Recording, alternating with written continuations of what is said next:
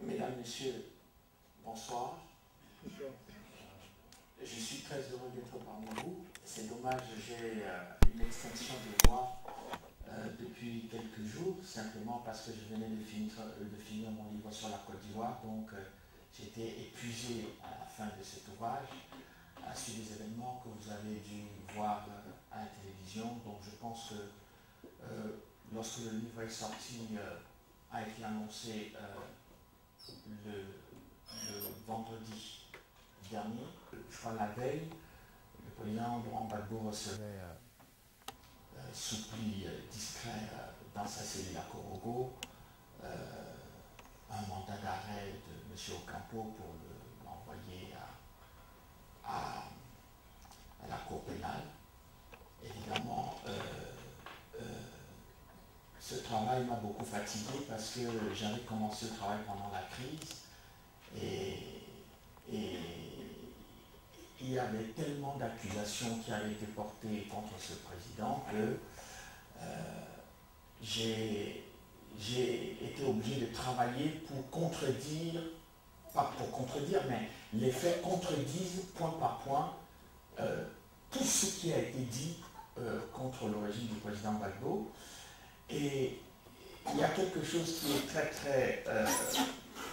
très similaire avec ce qui se passe au Congo. C'est que vous, au Congo, on vous a mis un étranger à la tête du pays. En Côte d'Ivoire, c'est exactement le même scénario, c'est-à-dire que M. Alassane Ouattara est aujourd'hui un Burkinabé qui dirige la Côte d'Ivoire.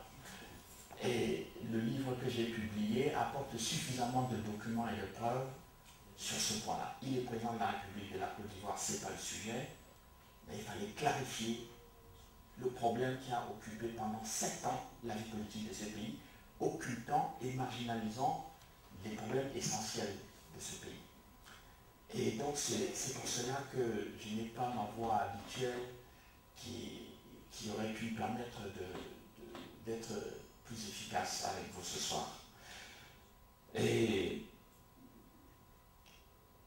je tenais aussi à renforcer ce que venait de dire le modérateur, c'est que mon confrère Pierre Péan, à qui j'avais soumis cette invitation il y a quelque temps, avait eu une rupture du tendon d'Achille juste aussi après son livre sur Dury.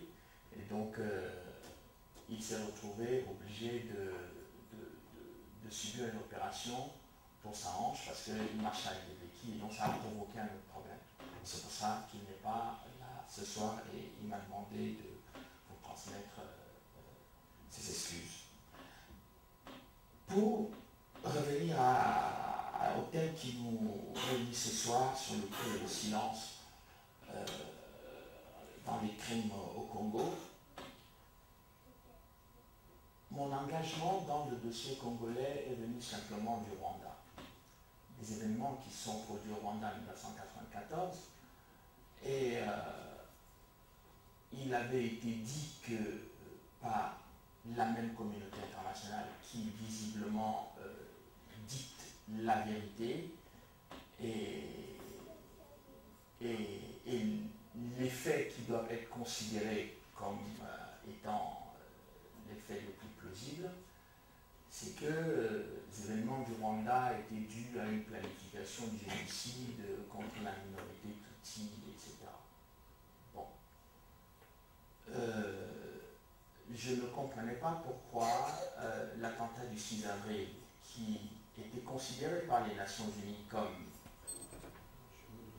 l'événement déclencheur de cette tragédie, était ignoré, occulté, marginalisé, et certainement pas faisant partie du débat sur le génocide. Intellectuellement, pour moi, c'était une incohérence qui méritait quand même qu'on s'y intéresse. Et j'ai essayé de m'intéresser à ce dossier. À l'époque, évidemment, toute la presse internationale récitait la même chose. Il était très difficile d'avoir un débat simple et élémentaire sur l'attentat du 6 avril et surtout sur les raisons de cet attentat. Et en poursuivant mes enquêtes, je me suis simplement rendu compte que pour mettre la main sur les richesses du Congo, il fallait créer un événement au Rwanda, justifier cet événement et mettre à la tête du pays quelqu'un qui allait consacrer ce pillage et cette occupation du Congo. Ça ne pouvait pas se faire autrement que par le biais d'un pays voisin dont on avait la certitude que celui qui représentait ce pays allait exécuter point par point les directives qui lui seraient données. Et lorsque j'ai constaté que en 1994, après l'attentat, tous les réfugiés rwandais se sont déplacés vers le Congo et que les parlementaires congolais avaient commencé à s'inquiéter de la situation parce que recevoir des réfugiés de façon aussi massive sur un territoire futur riche et grand pose quand même beaucoup de problèmes, que ce soit en termes de sécurité, que ce soit en termes de santé publique, etc., etc. Je me suis rendu compte que non seulement le président Mobutu, à l'époque, qui était considéré comme le plus grand dictateur de la région, bien qu'il ait travaillé avec tous les pays occidentaux, notamment la Maison Blanche pendant plusieurs décennies, devenait la cible de certaines attaques des médias par rapport à ce problème de réfugiés, qui n'avait pas été créé par le Zaïre, qui n'avait pas été créé par le président du Congo Zaïre. Je trouvais que ça faisait quand même beaucoup de choses étranges et un peu troubles et pas très explicites, qui méritaient quand même au moins qu'on essaye de comprendre. Et c'est pour cela que en faisant cette enquête sur l'attentat du 6 avril, j'ai essayé de comprendre pourquoi le président du Rwanda était agressif vis-à-vis du Congo. Pourquoi il avait un discours véhément sur le régime du Congo, alors que ses mentors, c'est-à-dire principalement les États-Unis et la Grande-Bretagne, avaient travaillé, coopéré avec le Zaïre de Mobutu pendant toute la période de la guerre froide et considéraient même que le président Mobutu était le meilleur rempart contre l'invasion du communisme. Je me suis simplement rendu compte que probablement, même si le président Mobutu avait mis longtemps au pouvoir et qu'il avait vieilli, qu'il était malade, il y avait des choses qu'il n'aurait jamais acceptées. Notamment que son pays soit livré complètement au pillage des multinationales et de beaucoup de choses. Il préférait le piller lui-même avec quelques-uns de ses amis. C'était quand même beaucoup plus, je dirais, sympathique que de le voir marginaliser ces populations marginalisées, etc. Il avait quand même, je crois, de ce qu'on peut remarquer aujourd'hui, par rapport à cela, un minimum de dignité et de fierté. Vous savez que votre président, malgré tous les défauts qu'il avait quand même c'est quelqu'un qui était très fier. Et je crois que cette fierté était un élément, était un handicap pour ceux qui avaient décidé de s'emparer du Congo. Et toutes les attaques qui ont été menées à ce moment-là ne visaient plus qu'une seule chose, c'est de nous renverser du pouvoir. Une fois qu'on avait réussi à renverser le président Habyarimana, pour les mêmes raisons d'ailleurs, puisque le but en renversant le président Habyarimana, c'était que le président Habyarimana accepte que son pays serve de base arrière pour la déstabilisation du Congo. Et pour des raisons personnelles, très personnelles que le président Habyarimana avait avec le président Mobutu, il a refusé catégoriquement de donner son pays pour les actions de déstabilisation de son voisin avec qui il n'avait jamais eu de problème. Et donc, celui qui incarnait en quelque sorte le souhait et qui était je dirais, le meilleur agent d'exécution de la volonté des grandes puissances, c'était Paul Kagame et la rébellion du FPR. En 1997, après avoir exécuté le président Habyarimana, en 1997, il décide, sous couvert d'apporter la démocratie et un changement de régime au Congo, ils ont décidé de travailler avec Laurent Désiré Kabila, ancien opposant et donc ayant une certaine légitimité dans l'opposition.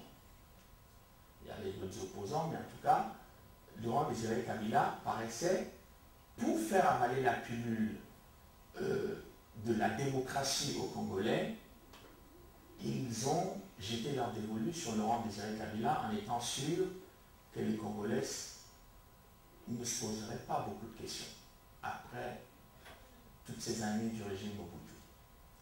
Ils y sont parvenus avec un certain succès parce que dans la stratégie qui avait été définie pour renverser le président Mobutu, il y avait un dispositif médiatique extrêmement puissant qui avait commencé à matraquer les esprits sur la dictature du président Mobutu, sur l'insupportable régime du président Mobutu, etc., etc. Donc ça allait rendre légitime toutes les actions et les initiatives qui allaient suivre. Donc, au moment où ce schéma se met en place sous l'administration Clinton, il y a bien sûr Museveni qui joue sa partition dans ce dossier. Les États-Unis font jouer à Kagame sa partition et ils font jouer également à Laurent Désiré Kabila sa propre partition. Donc chacun de ces acteurs est à peu près convaincu que c'est lui qui mène les opérations. On lui fait croire qu'il est le principal acteur et que c'est lui qui mène les opérations. Kagame est convaincu que sans son armée, il ne peut rien se passer. Museveni est convaincu que si il n'apporte pas tout le soutien logistique et bien entendu l'organisation, la préparation au niveau de son territoire, il ne peut rien se passer. Et Laurent Désiré Kabila est convaincu qu'il est effectivement la personne qui va apporter le changement au pays. Au point qu'il se met à sous-estimer tous les éléments, les arguments militaires qui participent à cela. Et une des personnes qui, à l'époque, va commencer à se poser des questions et à comprendre la stratégie qui est mise en route, c'est l'officier Kisase Ngandou qui travaillait avec Laurent Désiré Kabila. J'ai hébergé pendant plusieurs mois à Paris, de façon très secrète, le garde du corps personnel de Kagame. Et il m'a expliqué que les circonstances dans lesquelles Kisase Ngandou avait été tué. Bon, j'en ai abondamment parlé dans le livre C'est Tueur Tuti. Mais ce qui m'intéressait, c'était de comprendre la raison pour laquelle ils avaient voulu assassiner Kisase Ngandou. Mais c'était important parce que Kisase Ngandou s'était rendu compte que cette rébellion, qui était inventée par les médias internationaux, etc., avait un objectif militaire très important, c'était d'écarter quasiment toutes les élites militaires congolaises en la discréditant avec le régime de Mobutu. C'est-à-dire que c'était plus facile d'évincer les officiers supérieurs de l'armée congolaise, pour lesquels d'ailleurs le pays avait dépensé énormément d'argent pour les former dans les différentes académies militaires en Occident, qui étaient des gens extrêmement qualifiés, en les associant à la dictature, comme si chaque fois qu'il y a un régime qui change dans un pays, on doit changer tous les militaires, du général au dernier soldat. Mais en procédant de cette façon-là, dans l'esprit du grand public, les militaires congolais étaient associés au régime du président Mobutu, et donc, si on écartait ces gens-là, c'était logique. Mais on ne se posait pas la question de savoir, une fois que tous ces gens-là, qui constituent le noyau, l'essentiel de l'armée congolaise, une fois que tous ces gens-là sont partis, qu'est-ce qu'on va mettre à la place? Eh bien, ce qu'on voulait mettre à la place, c'était l'armée rwandaise, où vous avez retrouvé James Kabarebe, ministre de la Défense aujourd'hui au Rwanda, se retrouvait à la tête de l'état-major de l'armée congolaise. Ah.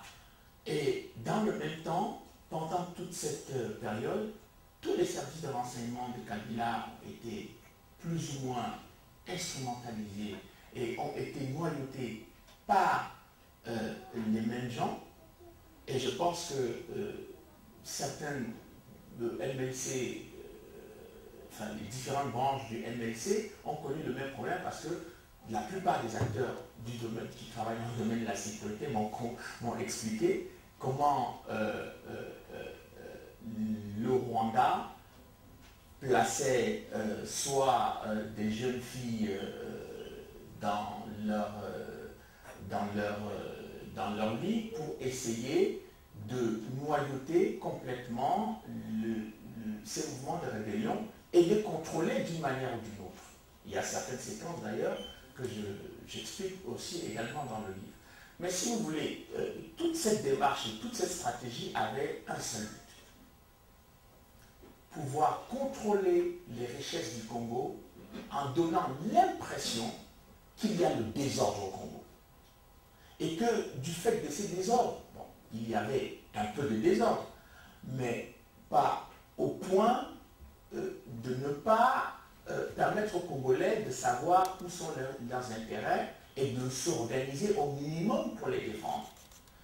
Et on a pu remarquer que de 1998, lorsque le Rwanda envahit officiellement, pour la première fois officiellement, le Congo, parce qu'ils étaient déjà là avec le Grand Désir Kabila, de façon implicite,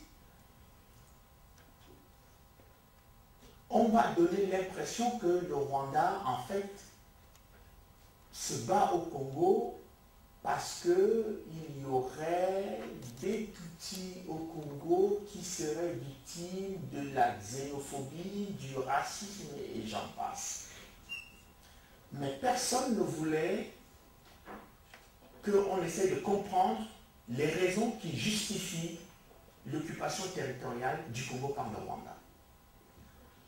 Mieux que cela, lorsque le Rwanda, l'armée patriotique rwandaise, ou ce qui va devenir l'armée rwandaise, commence à organiser des opérations de pillage de diamants, de coltan au Congo, en commettant au passage des crimes, des viols et toutes sortes d'exactions, en instaurant un climat de terreur et de peur, on entend un certain Laurent Kunda et d'autres qui disent que, en fait, si les Congolais veulent se plaindre des éléments rwandais ou de ce qu'on peut qualifier de Banyamulenge, et puis évidemment, ce vocable a disparu comme par enchantement du vocabulaire des médias internationaux, c'est comme si les Banyamulenge avaient complètement disparu du Congo depuis un certain temps, depuis que M. Kagame a pris le pouvoir d'une certaine façon à Kinshasa.